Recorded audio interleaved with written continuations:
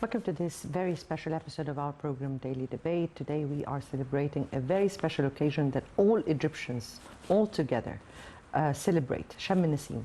This very special occasion, this occasion that comes right after the celebrations of the Easter, and definitely it comes in or within the holy month of Ramadan. So we are all celebrating together the mood of festivities that we are in those days, very blessed days. Despite this relation between Sham al-Nasim and Christianity, it also goes back to some of the very Egyptian traditions, and definitely the history of Sham al-Nasim and the history of the Easter has its own traditions. That what we will be speaking about. We'll be also speaking about how we have this festivity mood among all the Egyptians. We will be speaking about how Egyptians all together have learned to celebrate together, how the coexistence that goes within the veins of Egyptians. Will be speaking about that and more, and how the world is looking to us, and how about tourism. We'll be speaking about all that in our very special episode tonight. Before we delve into our discussion, let me first welcome our distinguished guest, Dr. Alaa Khalifa, international tourism expert. Thank you so much for being with us. Thank you. It's always a pleasure to be with you. Thank you. And I don't know, let me say happy holy month of Ramadan, happy Easter, happy Sham al-Nasim. It's indeed a month of festivities, and we have very important festivals, very important to local Egyptians, and they're actually not modern. They're taken not even from the time of Christianity, it's even before that. So we're talking about some of the oldest known feasts for the Egyptians for nearly 4,700 years old now. Let me take this from you.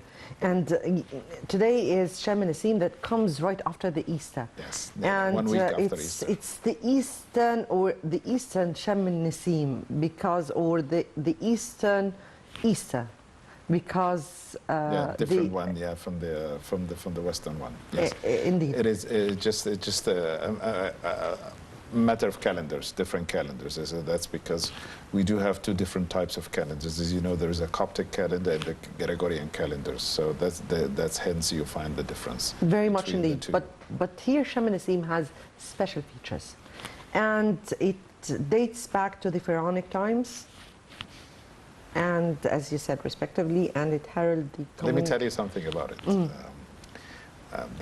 The feast, perhaps a lot of people don't know this.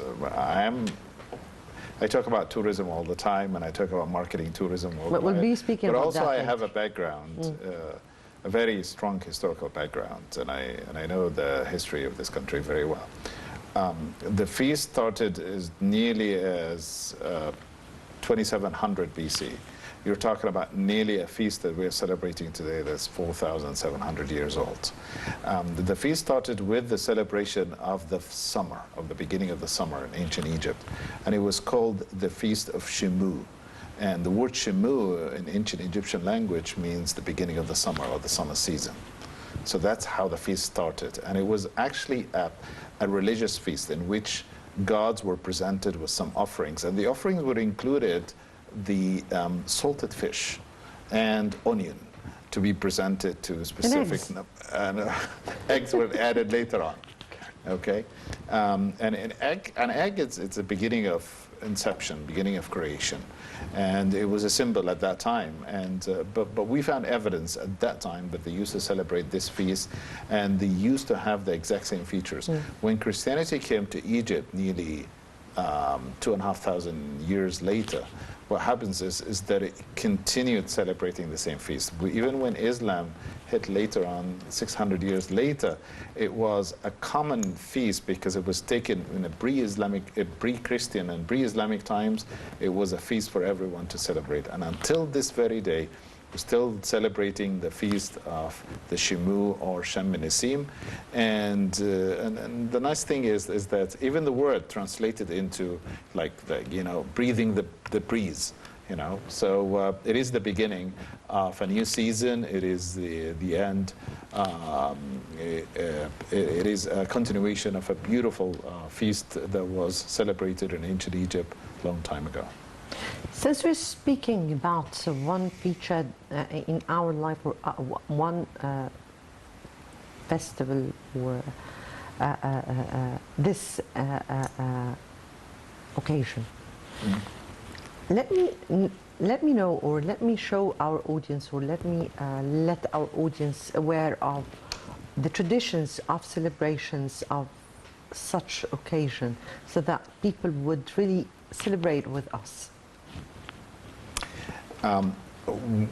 One of the most important thing about that feast is that not only that people share the same meals, or they go out to the feast and to the different gardens and they celebrate it. The thing is that it is not really, you can't tell this is a feast that belongs to a certain religion. So it's a feast for everybody. And it's a continuation of an ancient feast that was celebrated by the ancestors. And that one gives it the beauty. People love the fact that they go out to the gardens at that day to celebrate this new season. And it comes within a month of festivities of the Christian Easter feast. Normally it comes 1 week after Easter. Right, the first Shem Nisim always comes like the first Sunday after Easter. So it is indeed a time for Egyptians to rejoice. Easter. And yes, the time for Egyptians to rejoice, time for celebration, time to go out. It is indeed something that a lot of Egyptians are maintaining the celebration, features of that feast by having the beautiful eggs and the colorful eggs and the salted fish, and the herring and many other things. The same thing as their ancestors used to do. And that was exactly what I was going to ask you. How different traditions of celebrations not very much. Really? No, really, not very much. I mean, on that feast, the Shimu feast, they used to give a lot of offerings to the gods, and which is the exact same offerings that we're giving to ourselves nowadays, and out in the gardens where we are, celebrating with our families and have a time out, and eat salted fish, and especially this same kind of Nile fish or a gray mullet fish that they used to salt, and I call it the mummified fish. So it's a fish that has been, kept and salted for a long time, but it's a mummified fish. Yes, it is because it died out. But a lot of people prefer also to have herring during their feast. We keep telling tourists about it, and they love it. They love the fact that they share these moments. Exactly. This is why I'm just putting or making a focus on the traditions themselves, because each country has its own traditions, particularly in festivities. Of course. If I may ask you about the celebrations of Shem Nisim from one governorate to another. And do they differ? Or we all celebrate in the same way? I mean, here, does Upper Egypt, for instance, differ from Alexandria, or the Delta, from the center of Egypt, Cairo, and all their surroundings? Tell me about how do different Egyptians celebrate this? Well, my opinion, people in Egypt nowadays are not having almost the same traditions. Each governorate to each part of Egypt, especially the north, is a little different than the south when it comes to local traditions.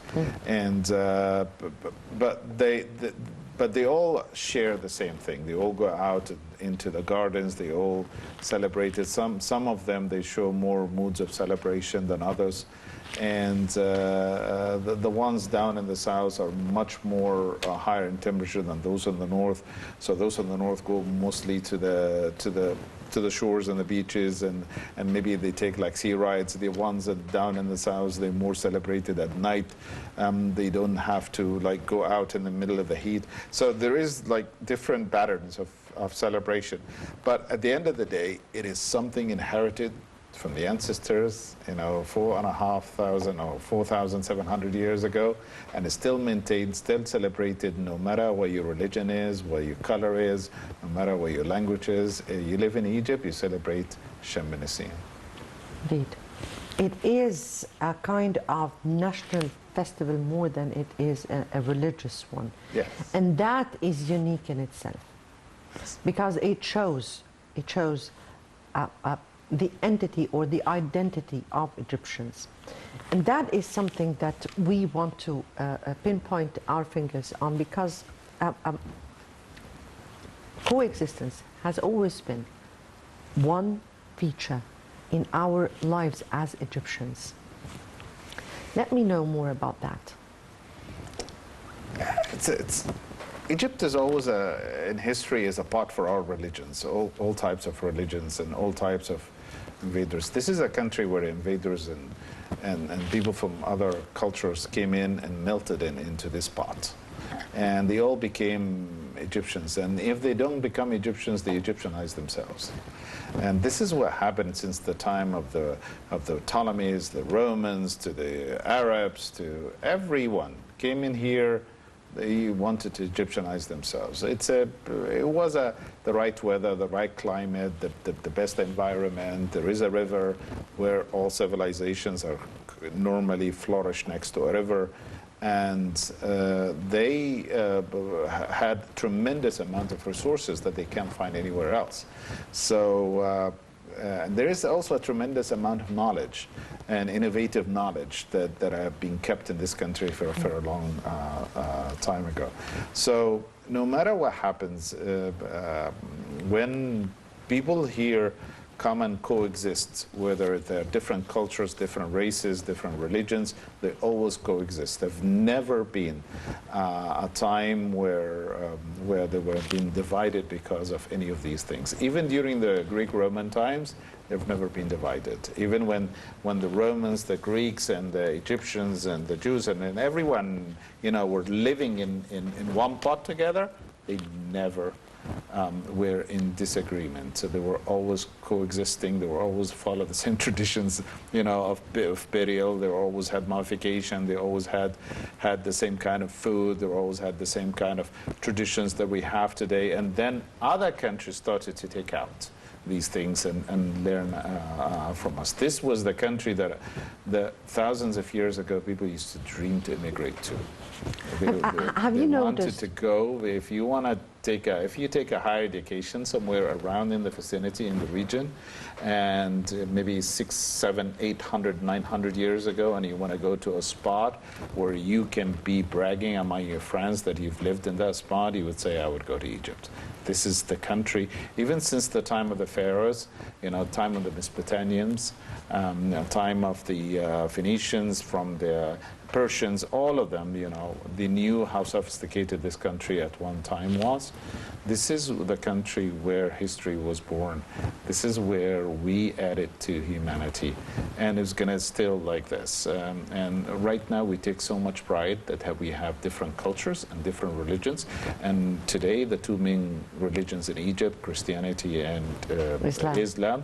And Islam, of course, is the majority. We have nearly, most of the majority, but most of those Muslims in Egypt, they love their Christian Egyptians, because the Christian Egyptians have been there always. Those are the Egyptians as much as they have the same rights, and we enjoy celebrating their feast.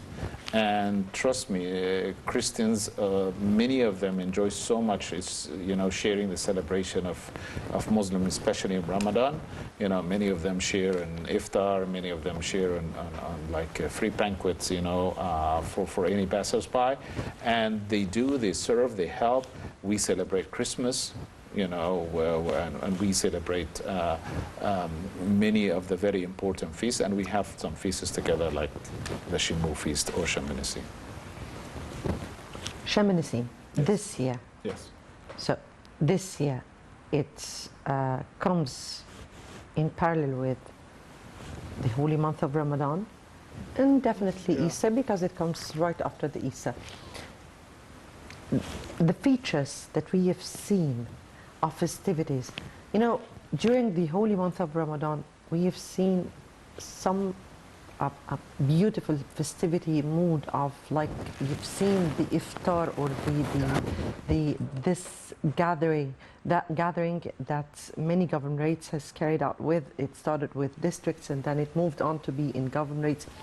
Those festivities, how you as a tourist expert, how does this present Egypt to the world, or how the world see Egypt from such It's not only festivities? seeing Egypt in such a time, it's just, this is the way how international tourism focuses nowadays. International tourism nowadays have shifted towards more adventurous, more discovering, more cultural based, and more touching of the local cultures of the people. If you don't travel to a country without learning anything about it, without learning about its people, its traditions, about its culinary, taste, like try their food, try their cuisine, know how things are done, see how they are, their habits, enjoy, cook in their kitchens. If you don't see these countries doing festivals, carnivals, if you don't mingle with those locals, you learn nothing. And that's not the modern trend of tourism. Tourism, it's all about all of these things. This is why I'm telling you, if we do have a lot of these, I would say, these features that would bring so much joy to the international traveler. If we focus on them, if we engage those people, if you remember many years back, American ambassador used to go and attend a lot of these local religious festivals in Uriya, for example. Actually, right? we have seen this time with the Korean at the moment, ambassador. the Korean ambassador is going to Matariya, Yes. and celebrating.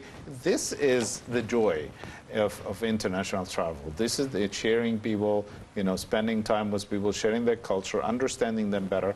And this is what international travelers nowadays do. And thank God we have very cultural and well-informed Egyptologist tourist guides who do not only speak about history and Egyptology in Egypt, but also they speak about local cultures. And when they explain these things to to the international travelers, it wrapped them up with a good flavor of discovery. And that's how travelers all the time like to go back to Luxor again, like to go back to Aswan again, like to experience the things that they've experienced, the Nubians, for example, the things that they experienced, with the locals in Luxor for the West Bank, for example. You always find this kind of a cultural touch that brings the international traveler back again. It's like a magnet that brings them back again to the destination. Here it's a kind of cross-culture. Mm-hmm.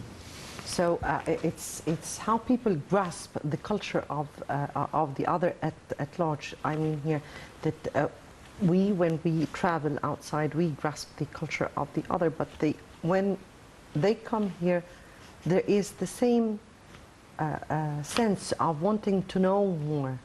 And that in itself is something very interesting. And I've noticed lots and lots of tourists who were very much interested in going to local places and sitting in cafes, the very oriental Egyptian places. The foundation of tourism in Egypt is really based on the number of multiple factors, most notably those related to culture values, geographical diversity, history, heritage, and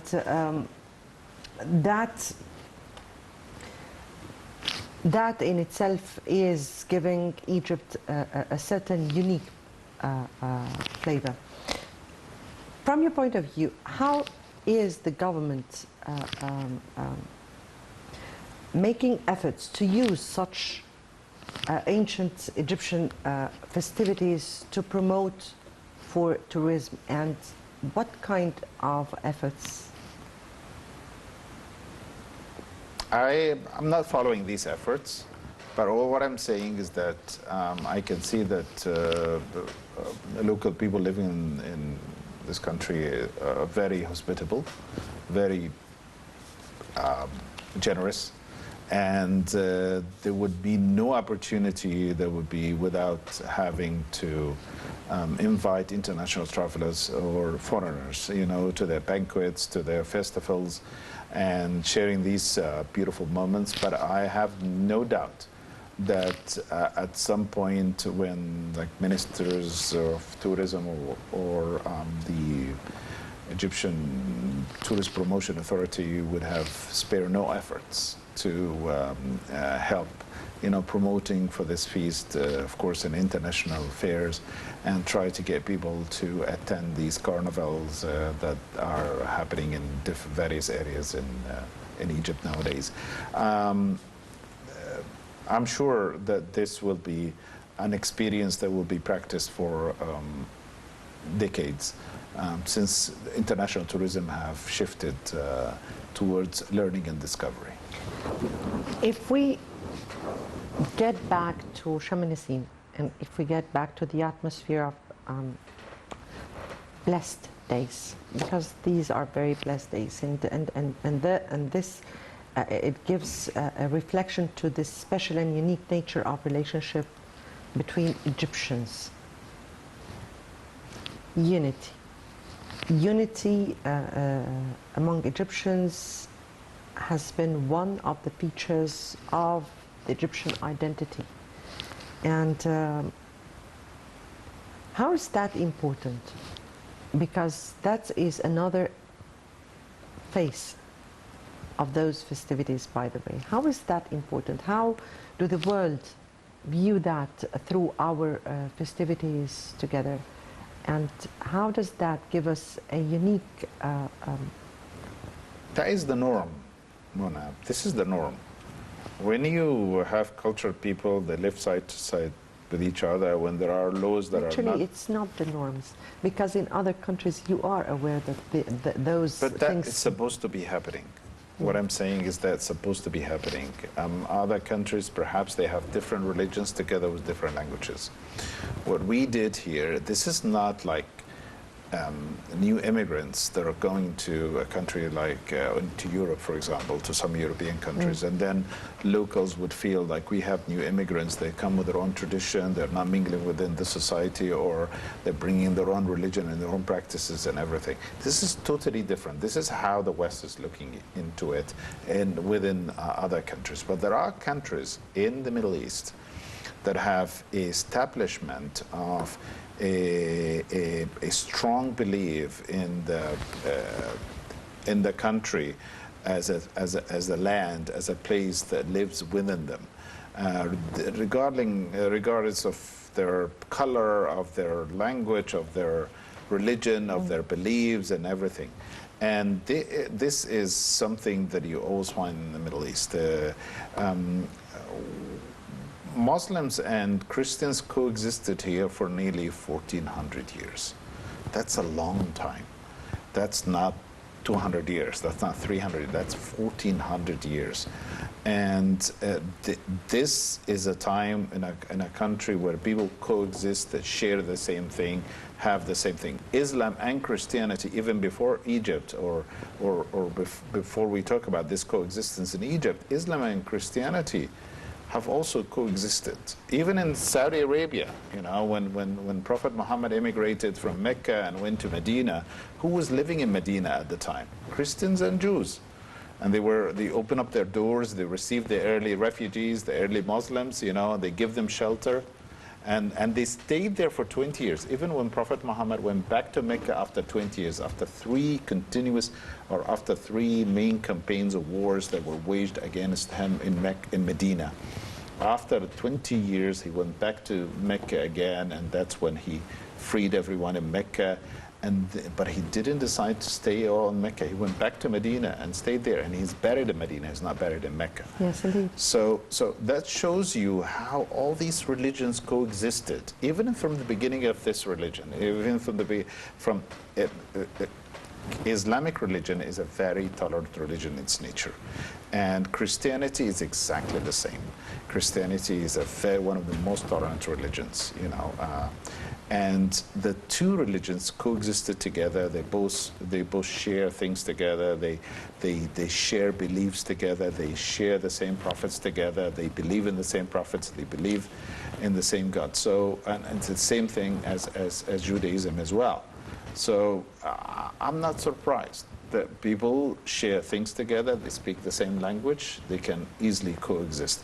When you find problems with when religions clash with each other, it's mostly mixed with politics, mostly mixed with one group wanted to have a power over another group. But if you left it to the local people, they coexist together. Look at India. How many religions are there? 1,300 religions in India, you know, and the people are coexisting together. You know, look at many different countries around the world. People are coexisting, but we are the long-lasting coexisting country that had those two religions, you know, embedded together and living together in one place. And we have churches as old as the 4th century AD, and we have monasteries that are as old as the 2nd century AD. We even invented monasticism. We have the oldest known mosques. You know, most of the members of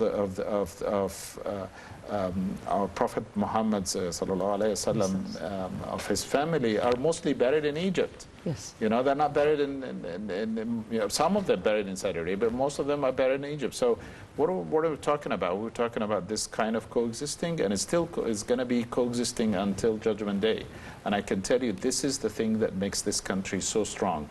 I'll give you a little example. I don't want to take too much of your time. No, exactly. Please take it, because we're speaking about a very important point. You just reminded me of something that I went to in 2010, and I lived in one of the new compounds out in the desert. And the developer of that compound was just building every 2 years a mosque and a mosque and a mosque and a mosque in every new area that they opened. And so we were there among the first early few hundreds of people who went to live there in that compound. And then we decided that we have enough mosques. What about if we build a church for our local brothers? You know, for the brothers who live with us, for those. Yes, their number was smaller, but they deserve one. And so what we did as Muslims, we made a petition, and we give it to the developer and saying, hey, why don't you dedicate a piece of land to build a church? Because we have enough mosques. And we did that, and then when we found no response, what we did is that we pressured them over social media. We made a group, and people start talking about it. And then we met them once and twice until 1 year later, they dedicated a big piece of land to build that church. And just last year, they had that church reopened, you know, when the community of Christians, became big and I was so proud that when we fight for each other in terms of, like, we love for each other things, and we love the existence of having a mosque and a church and a synagogue, whatever, it shows that peace and love should be spreading in this country, and it gives a very positive message to the rest of the world. Exactly. And certainly I was not very much speaking into the religion as I was speaking into politics, because I was asking how the world sees this spirit. This spirit exists. So we don't have to I don't think the world would have any issue, because no, when you have international travelers, when they come here, they see it, and they see it very well. They see how things are mixing up. What I'm speaking about here is that spirit that exists, the spirit of coexistence and the spirit of festivity. Let's take it from festivities. But it also comes in face of crises. Yes. Because we manage crises altogether. Of course, look what happened after 2013, and when there was a lot of Christian churches have been burned down. Look what how local Christian Egyptians looked to it. You know, they understood, they lived, they know that this is their country. They never felt alienated. They knew that this is could happen as much as it could happen to them. It could happen to their brothers, to their Muslims who live in the same land. So there's a lot of things we passed through, many difficult times. Look at the famines that used to take in Egypt during the early Islamic times. You know, there were Christians and Muslims. They went through the same famines. Look at the plagues that they used to, you know, hit this country every now and then. It's the same thing. People lived. You never find a country where religion is really coexisting and melting so much, and people practice and live the tradition of each other, except Egypt. Egypt is like amazing in this regard. You know, there were a lot of Muslims, you know, back in the 1700 and 1800, they used to go and visit, or still until today, you know, and they go to monasteries and we still have that kind of passion, you know, towards anything that relates to these religions, because you can't be a Muslim without believing in Christianity and Judaism. Yes. Before we move on with Yes. our discussion, let me first have this quick report. And millions of Egyptians celebrate Easter across Egypt. Let's watch how they celebrate.